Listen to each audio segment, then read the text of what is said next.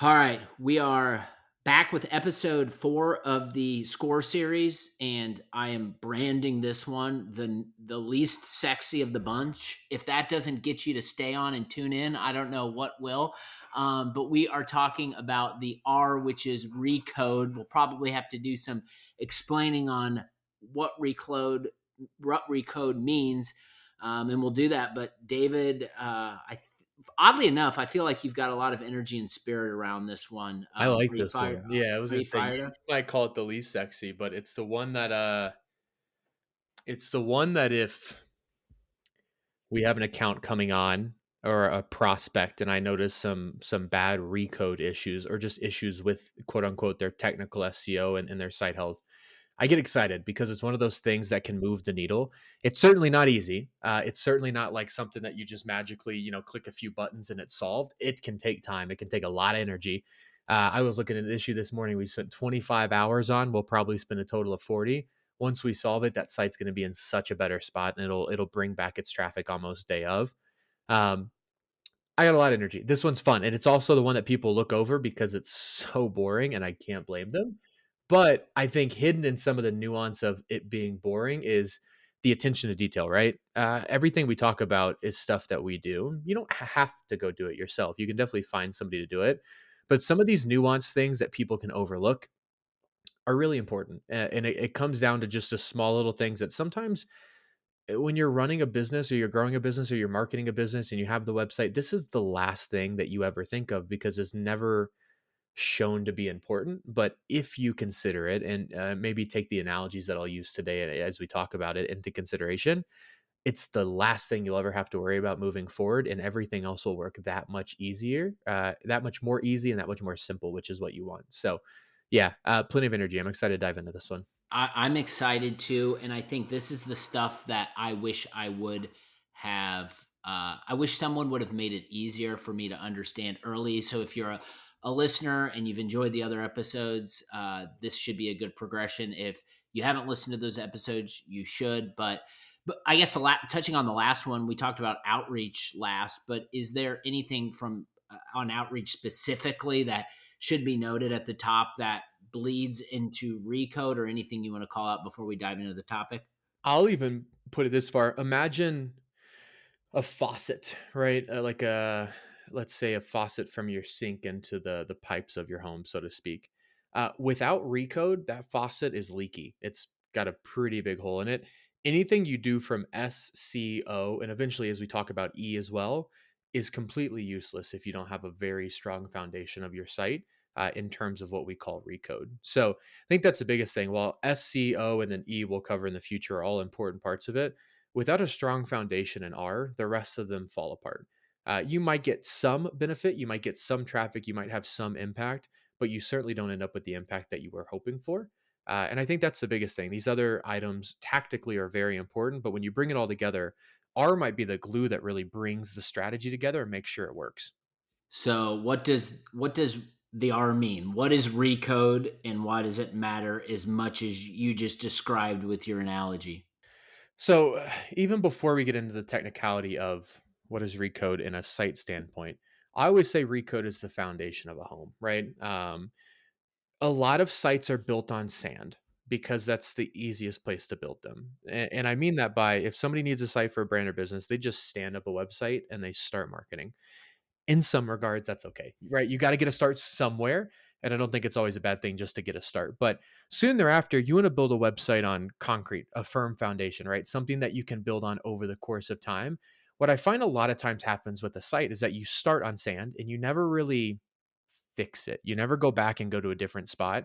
And what ends up happening is that really you just lose the foundation of your site. So all of the work that you build on top of your site, all of the marketing that you do, if you do paid media, if you do search, if you just write blogs on the site, or you're just using the site as like a basic marketing website, maybe you don't have a ton of traffic going onto it. Recode technically or tactically comes down to the technicalities or the build of your site. It's all the nuanced things about page load time. It's all the things about rich snippets and schema and how your site interacts with Google, but also how customers interact with your site. nine times out of 10, speeding up a site, as boring as that may seem, could have a big impact on the traffic you get and the user experience that somebody has on your site as well. So I say all of that. R is really the foundation of your site. It's the core at what you're going to do, and especially if you plan on using your site more moving forward, having a really strong foundation can bring everything together and set you up for much more success down the line. We like flashy things. We like to publish content. We like to get engagement, get the clicks. We like things that are well designed. When I think about this topic in Recode, it doesn't really, the foundation side is really important. But I feel like when you get in the weeds and the topics, it doesn't necessarily resonate with the traditional marketer. When you're having a conversation with a prospective client, you're trying to set the stage. Obviously, they're wanting to talk with you because they want more visitors and want those visitors to convert. How do you explain the recode process in a way that is going to resonate with them and is not going to get them to just cross their eyes and tune out? You're a marketer as well, so I think all of that content you create, all of the fun creative things that you've done for the brand, and how maybe invested you are in the brand itself, the last thing you want is all that work to go to waste. You want the work to be seen by people. You want it to be in front of people. You want it to have the impact that you are planning for it to have. Skipping over recode almost puts a ceiling to the impact that that content can have, if at all. A lot of times I'll see people with great content, with great sites that aren't getting visibility at all because of underlying technical issues. They've put so much time and energy and money and effort into building a really nice site with really great content, but they're missing the technical side of it. They're missing the strong foundation. None of that content goes anywhere. Nobody ever sees it, and it doesn't create the impact that you want. And that's the only thing worse to a marketer's brain is I'm going to spend all my time on this and then it's not going to get seen. And at that point, it's almost wasted spend, wasted dollars on something that's going to be uh, put behind a curtain, so to speak, because it's just not going to be seen by the people that you want unless they're directly coming to your site. And even then, with bad technical issues, right, it doesn't just impact your SEO. Bad technical issues on your site impacts anybody on your site. And I think that's a really interesting point whenever we consider recode. This has a blanket effect of all of your marketing programs. This is not just something that we consider just from an SEO lens. We also consider this from a user experience lens. If your site's slow, that doesn't only affect people coming from Google, that affects people coming from socials, that affects people coming from your newsletter, that affects people coming to your website that already know about you and that have a bad experience because of how slow or how complicated the site is to use. So I think that's the other thing I'd add here as well is that while it's not the most sexy, it is a vehicle to make sure the good work is seen by everybody, not just people coming from organic search. So, how often does that happen where you dig in and look at a site and you dig in and you look at content and you're like, this is actually like pretty damn good. But then you like take a peek under the hood and you're like, oh, okay, I see why they're where they're, coming to us and why they're having issues. Like, how often does that happen with good content and good websites that just have a shitty infrastructure? One, and then like two, like what level of knowledge should the owner or the marketer have when it comes to technical SEO? If you see my eyes dart away, I just made a post on this about or post about this on LinkedIn last week, and I was going to say why not use some real life stats? So these are three sites that I'd audited that are all considering working with us. I think one's actually already started to work with us. One of them went from 20,000 visitors a month all the way down to 800. Another one went from 65,000 visitors a month down to 38,000. And another one went from 800 visitors a month down to 200 visitors a month. Yeah, those are the three that I put. Reason I say that, there's some steep drop offs. There's, I think the least one on there is a 75% drop. Or no, right under like 30%. The last one was 75%. I think the first one was nearly 90%. Put it in the sense of just basic, like I always call it money math or economics, but every visitor site, whether you're a service based business or an e-com shop, if they convert, essentially every visitor is going to have a dollar figure to them. Let's say, every 10 visitors converts and buys something for $100. Each visitor is worth $10. You can get to that for most sites as long as they have a couple conversions. And if you think about a site losing 90% of its traffic, it's not far fetched to assume 90% of the revenue might go with it. And let's say 50% of the revenue went with it. That's still not great. That's still 50% of revenue lost. So the reason I always say that and bring that up as well, these are not small impacts. These are not like negligible things that you should overlook. These are all three examples of sites that had good technical health, and a little bit of a caveat. They relaunched to a new site and did not have good technical health, and the traffic just disappeared. Some over 6 months, some overnight. It depends on specifically where and the context and things like that. But the reason I say that is that good technical SEO site could bring in 20, 21, 22,000, or 65,000 visitors a month, or in some other cases, 800. But when bad technical SEO comes around and you have bad recode, all of a sudden that traffic drops off, whether by large amounts, smaller amounts, or something in the middle. And I would argue no amount of traffic loss is a good thing unless there's a lot of circumstances that make it good. In these three scenarios, the impact, right, is you lose 90% of your traffic. And I know that can sometimes be hard to quantify, I would even say, on your website, right? You're not seeing these people, your website's seeing them. Think about if you had a restaurant with 100 seats and you were packed up every single night, and just like that, you had 10 people coming a night. And that's a pretty drastic impact. Or you had 50 people, or you had 70% of the people come that night. It's still going to feel off and you're still going to feel the impact of that. So I think that's the biggest thing is that it's one of these hidden secrets of SEO as well that a lot of times when we look at a site and they're just like, I don't know what's causing traffic loss. It could be some of the other letters, but I almost always come back to the recode and the technical foundation of the site. Google wants to send their traffic, so to speak, to the right site that has a nice foundation. You wouldn't send somebody to a, a dilapidated home, so to speak. You'd send them to something nice, polished, and safe. And Google definitely takes that in consideration when they look into how they're going to rank their websites. So you talk about it. You talked about it from the migration perspective, and I think as marketers, I'll admit it. Like we do things that where we shoot ourselves in the foot, and we don't even realize we're shooting ourselves in the foot. Maybe what are some examples of things that we might be doing from a marketing perspective that negatively impact our website performance that we don't even know that we're doing that kind of falls into this bucket? Yeah, the basic ones are I always come back to title tags, URL structures, H1s, H2s on the page. Even optimizing your images, as lame as that is, still plays a pretty big role. Those are the basic things, right? We had a site that changed their sites H1 weekly. It was making it impossible for Google to have any type of like recollection of what they actually ranked for and what they wanted to be known for because they changed the main thing every single time. The title tags changed, many times a marketer can shoot themselves in the foot, or even a founder of a business who's on there, kind of tweaking with the website can have drastic impacts from a 2 to 3 second change of changing a title tag or a URL structure. Those are the basic things. I'd say you get more advanced. You can consider rich snippets. You can consider more schema, which gets into a whole other territory. You can consider more of the technicalities of page load time. You can consider your site structure, your site map, how everything is built, the folders and collections that content lives in. That gets more into really site structure and the bones of the site, but still a more advanced thing that if you're building a first time site or if you're just in there updating it from a content or a marketing perspective, you don't always consider the technicalities because marketers and most founders who are in there working on a site, they are not developers. And they're certainly not going to consider something from the lens that we do. That's nothing on them. It's just that's why we exist. And that's also why they exist, right?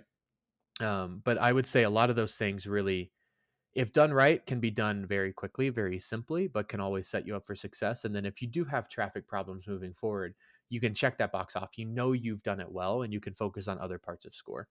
Let's maybe talk a little bit about core web vitals and kind of what they are and how they impact kind of performance. Core Web Vitals is always a really good thing to, I say, quote to clients or explain to clients, but I'm doing it off memory. It's a set of three metrics that Google will analyze to determine essentially the health of your site or how easy it is for someone to use the site.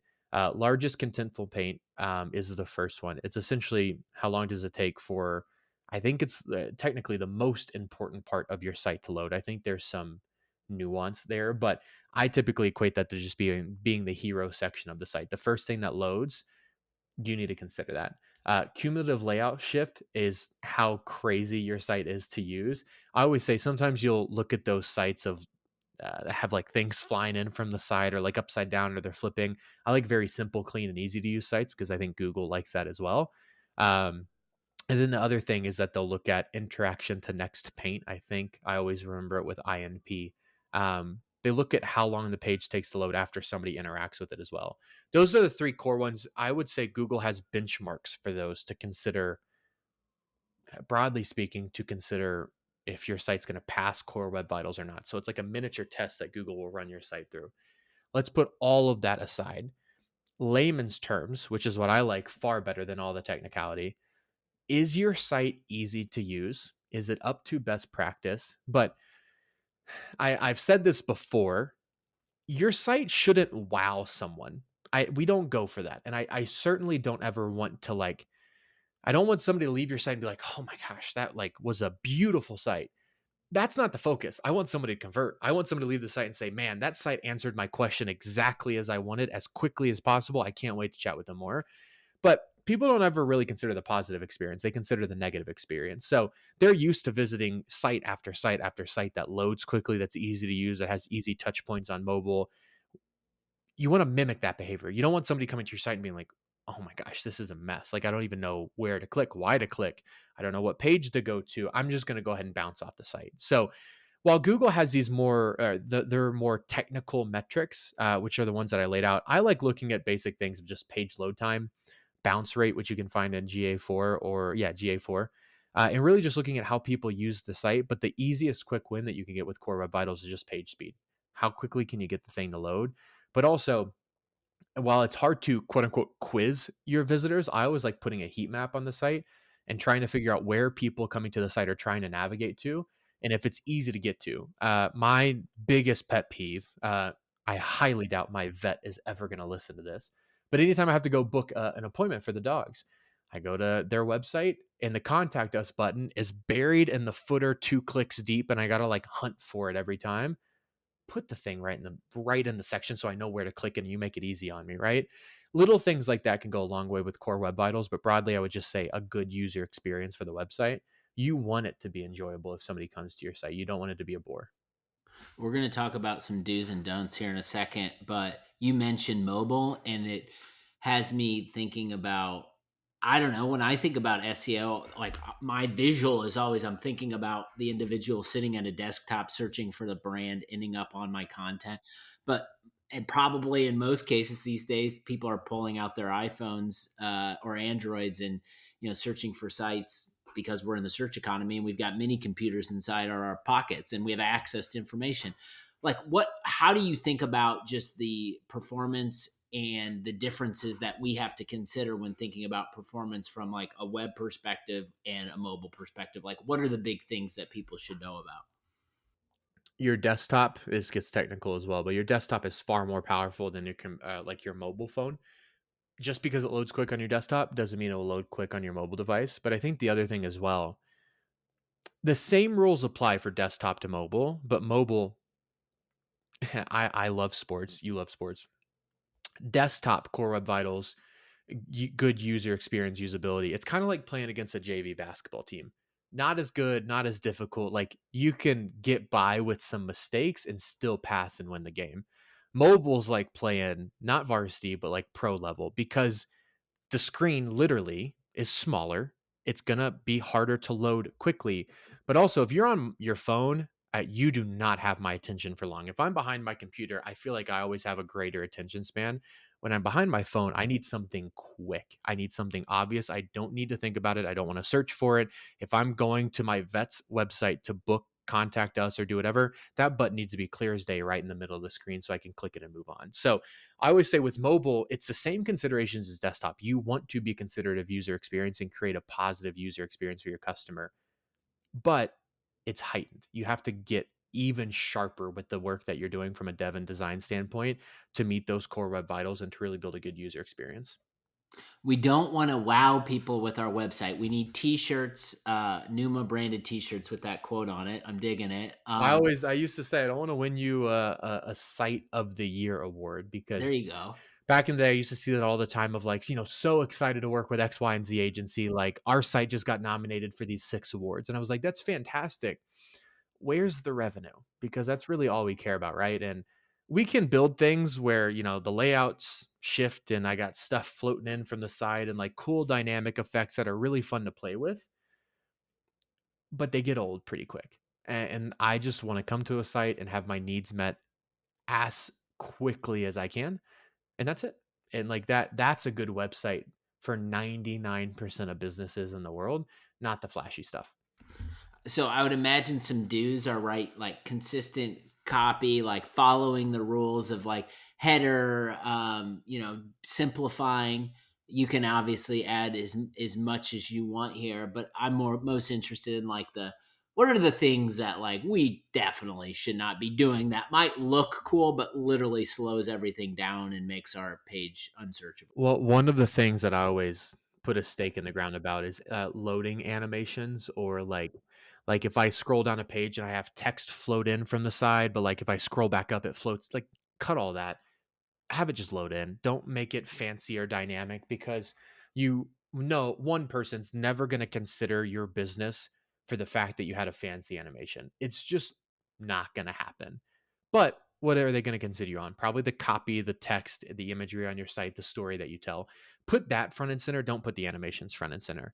Um, I see a lot of times there's a high risk, low reward with that type of functionality on a site, because if it breaks, you might not even have the copy slide in from the side. So then somebody's looking for something to read and there's nothing to read there. So I always say cut out all the fancy animations, cut out all the fancy graphics. What makes a website work? It's good storytelling, good copy, good content, good structure. So the other thing I would say there as well, structuring a nav bar is one of the things that I see a lot of people get wrong. You should only have 4 or 5 buttons in that top nav bar. Keep it simple.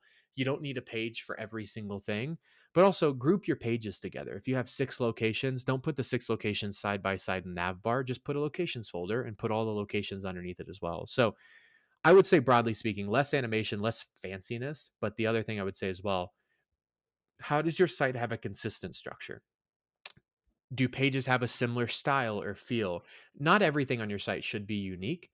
They should follow kind of a consistent layout or theme of other pages on the site. That way, there's a factor of like people are familiar with their site or with your site as they navigate through it, and have an easier time finding items as well. So you mentioned not having kind of a million tabs in the top nav bar. Does that is that because of like like the linking within the website? Is there anything specifically regarding like what to do from a link perspective, sitemap, anything there that we should take into consideration? Yeah, it's I always like building sites with the pillar marketing strategy. A little hard to show on a podcast because I can't share a screen, but I would go Google pillar marketing by HubSpot and you'll see what I mean. Google likes having site structures similar to this. I've really noticed that both in our clients and broad data as well. You want things that have a structure to them, and you want things that ultimately have some level of organization, and pillar based marketing is an easy way to bring both of those into the fold, and it helps with internal linking, it helps with site structure, it helps with all sorts of things. So that's what we always build within as we build our client strategy as well, and it sets us up for success, and I think it would set up anybody who's listening to this for success as well. I heard you earlier tease these two things, and I wanted maybe on the list to dig in a little further. Schema markup and rich snippets. Maybe talk through that and how that impacts the conversation that we're having. Yeah, I think, and actually, this is where I start to ever so slightly get out of my depth, which is a good thing. But while I can't tell you exactly how to do it, I can definitely tell you why it matters. Schema and snippets are important because they almost unlock some additional doors on Google in terms of knowledge panel, or people also asked. It helps you build a site that Google can more easily read and more easily index your quote unquote content or knowledge on the internet. You want that, right? If Google's giving you rules for engagement, so to speak, if you do these 3 things, we're more likely to get you ranking higher.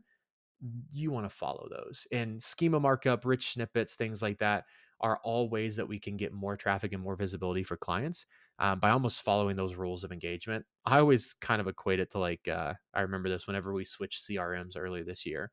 I wanted to export data from one and import it into Pipedrive, which is what we were using. And Pipedrive said, hey, here's a template. what you need to do for all of your data. Format your data into this template, import it, and it's going to work like a charm. And it did.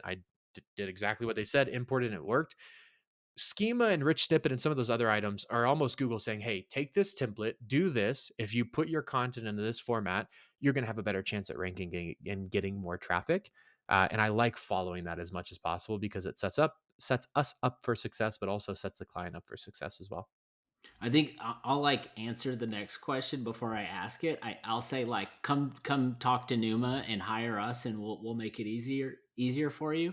But sharing that in advance, I think about technical SEO, the complexity. Think about all the changes that Google is constantly making outside of just like hiring Numa, which you should all do, especially if you're listening to this podcast. Like, what can individuals do to make sure that they're keeping up with all the changes and everything that needs to be considered when improving their site to its fullest capabilities?